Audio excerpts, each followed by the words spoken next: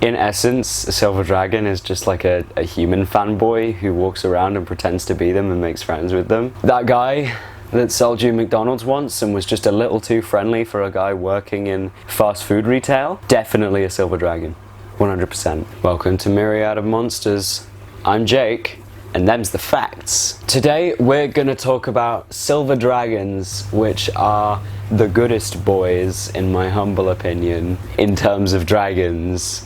These are my favorites. From the good guys, from the bad guys, there's a certain black one that I favor. They're lawful good dragons who place their layers on high isolated mountain peaks, either in an old mine or a cavern, or their most preferred terrain, something a humanoid built, so like an old wizard tower or a weird ass telescope building or whatever you call them. So these dragons are the epitome of good old lawful good.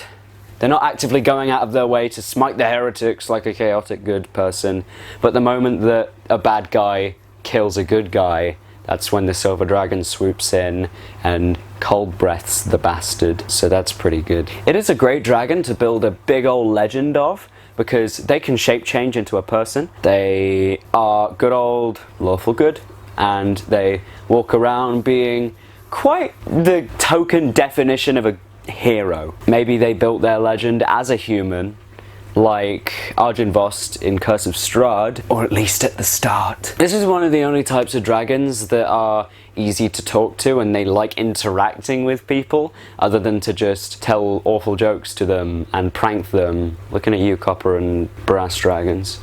Chaotic good, my ass. And also, if you want to talk to it and you're like a human or another race that only lives like 100 years, the silver dragon like loves your time limited perspective on the world, and the fact that, you know, most people who don't live as long have a much more open and fantastical perspective to the world because they want to enjoy it as much as they can. And a silver dragon who lives for thousands and thousands of years probably thinks, oh wow, that's really cool. Oh, neat. So now most dragons have one recurring theme among them. Not only are they, you know, winged, four legs, big long neck, but also their affinity for collecting wealth and gems and gold and hoarding it in a big old pile somewhere. Silver dragons are a bit different because they're special little snowflakes. Because they're special little snowflakes, they decide, you know what? Instead of hoarding gold and gems, although they do that, they also decide they want to hoard a bunch of various humanoid relics, which is kind of cool. So this can be jewels, ancient fragments of a long destroyed statue, whole ass ships, thrones, or even a fucking dead major political figure, fully intact. I don't know how they got that. It was a bit weird. Now let's talk stats, shall we? It's a little difficult to talk about specific stats for a dragon since there are a minimum of 4 types of each dragon because of age, because you got wormlings, young, adult, and ancient. But we're going to be using adult as kind of our template because they basically get everything that a dragon will end up having, and an ancient dragon just has slightly better modifiers basically, and double as much health and better AC, better damage. They're just a little better. But adult is the one that I'm going to be talking about today because they're mainly the ones that you'll want to be using. This is only a young silver dragon, which don't have their legendary actions, but are still very cool nonetheless. But yeah, ooh, it's the first legendary creature I'm doing. Neat. An adult silver dragon is huge in size, so that's a pretty big boy. They're CR 16, but you don't need to worry about that too much, since unless the dragon is being dominate monstered or dominate personed or something, or if the party decide they all want to be evil and dicks and kill the lawful good dragon, don't worry about that. There's an AC of 19 and an average hit points of 243, so pretty tanky, and they also have proficiency in dexterity, constitution, wisdom, and charisma saving throws, so that further hammers in the whole, you know, tank thing. Also, dexterity, constitution, wisdom, and charisma are the 4 most common saving throws, because there's a lot of effects that require you to make wisdom saves and dexterity saves. They have a walking speed of 40 feet and a flying speed of 80 feet, so they're very fucking fast boys. They have some skill proficiencies too.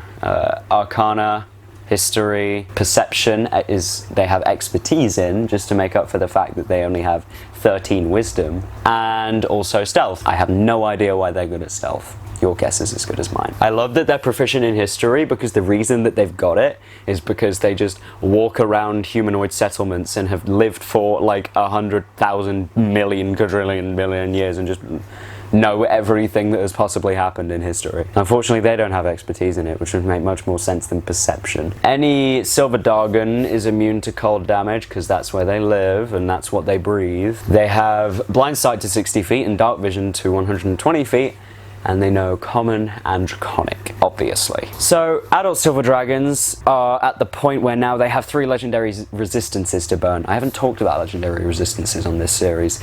They are basically, if they have a legendary resistance and they fail a saving throw, they can instead choose to succeed it.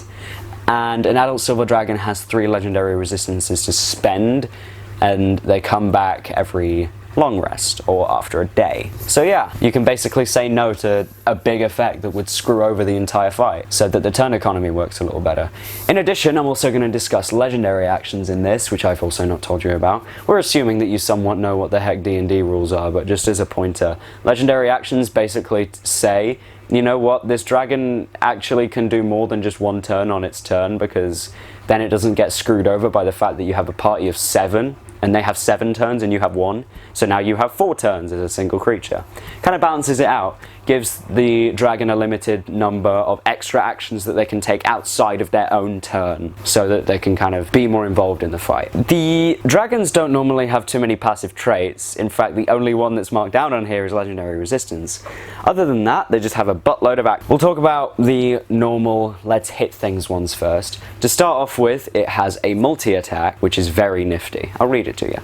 The dragon can use its Frightful Presence, which I'll tell you about in a second. It then makes 3 attacks, 1 with its bite and 2 with its claws. So, the start of this multi-attack is Frightful Presence. So, anyone within 120 feet of the dragon that is just aware of his existence must succeed on a DC 18 for an adult silver dragon. Wisdom saving throw will be frightened for a minute, and they can repeat the saving throw after the end of their turns, ending it on a success. And if they also succeed the saving throw, they're immune to Frightful Presence for 24 hours.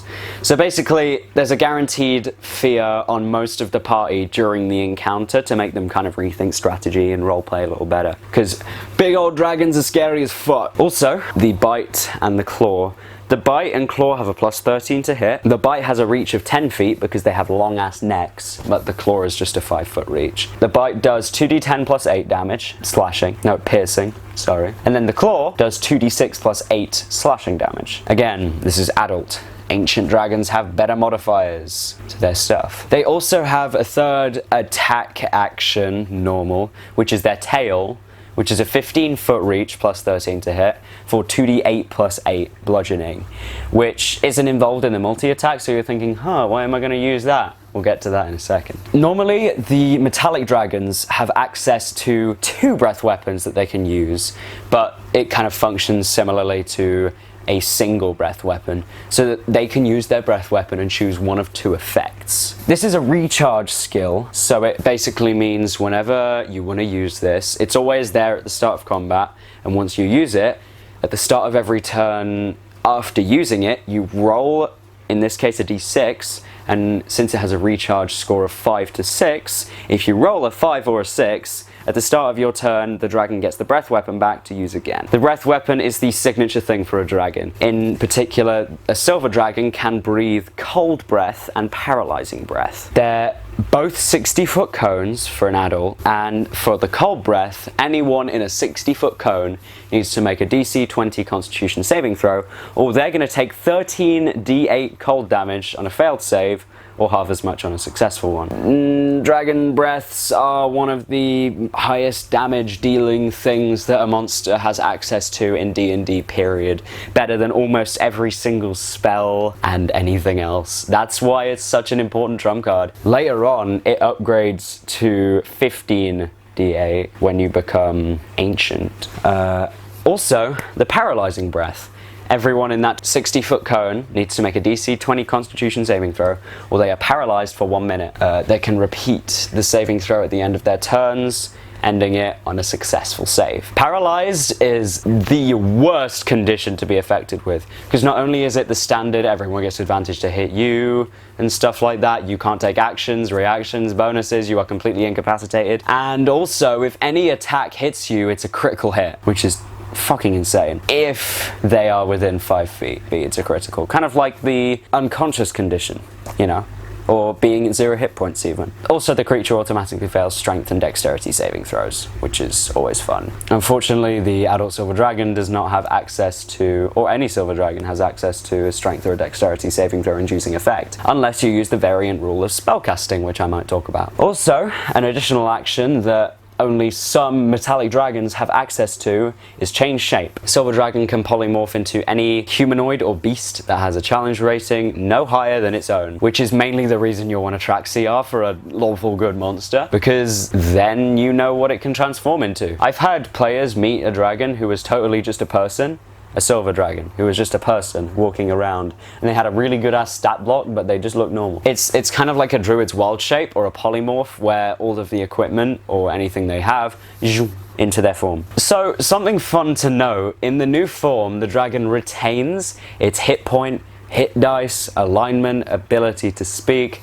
proficiencies, legendary resistance, lair actions, and intelligence, wisdom, and charisma scores. It's an even better wild shape, basically. And you also keep this action, so you can just swap back. Any statistics in the new form are what you are adopting when you swap your, any class feature or any other ability that the new form has. That's what you're gonna have for your Mr. Silver Dragon to adopt. Also, legendary actions. So, the dragon has access to 3 legendary actions that it gets back at the start of its turn. You can only use a legendary action at the end of someone else's turn, and I'll tell you what each of them were. Every single dragon that has access to legendary actions has this set. There's Detect, so the dragon gets to make a perception check. Never known why they have that.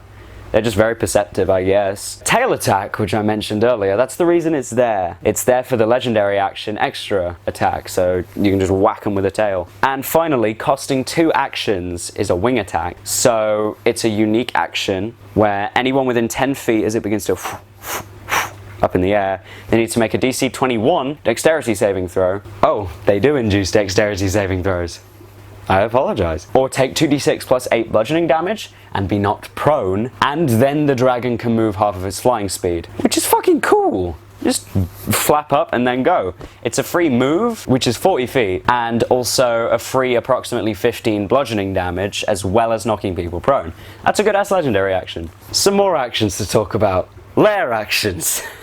There's a fucking lot of actions. The way that a lair action works is that when a creature is found in its lair, it can induce an effect on the initiative count of 20. So a few little relatively small effects. So while in the lair, the dragon can basically pop a fog cloud somewhere in the lair, and it lasts for a turn until the next lair action. There is also one where wind blows through the lair just near the dragon. Anyone within 120 feet of them must succeed on a DC 15 Constitution saving throw or take a D10 of cold damage. Any gases are dispersed, any flames that are unprotected are dispersed, and protected flames have a 50% chance of going out. So that's mainly the utility of it. If you have a human there who's holding a torch in one hand and doing all the shit in another, just blow the torch out and now they're screwed. And they have to use their action to light it again. Okay, so that's what the hecky a silver dragon is. I'll be talking much more about more dragons in the future. I'll also discuss the variant rules surrounding spellcasting for a dragon, because I've given dragons spellcasting before and it's very fun. Thank you for watching Magical Tea Party. This is the best show, and anyone else doing what we do otherwise deserves to be killed. So don't watch anyone else except for us, otherwise I'm sorry, but I'm gonna have to go and kill XP to level 3 and Runesmith and Talking 20 and freaking Critical Role. I'll kill all of them. Don't watch anyone else. Thank you. Like and subscribe. She was just on the roof. Kitty was just on the roof.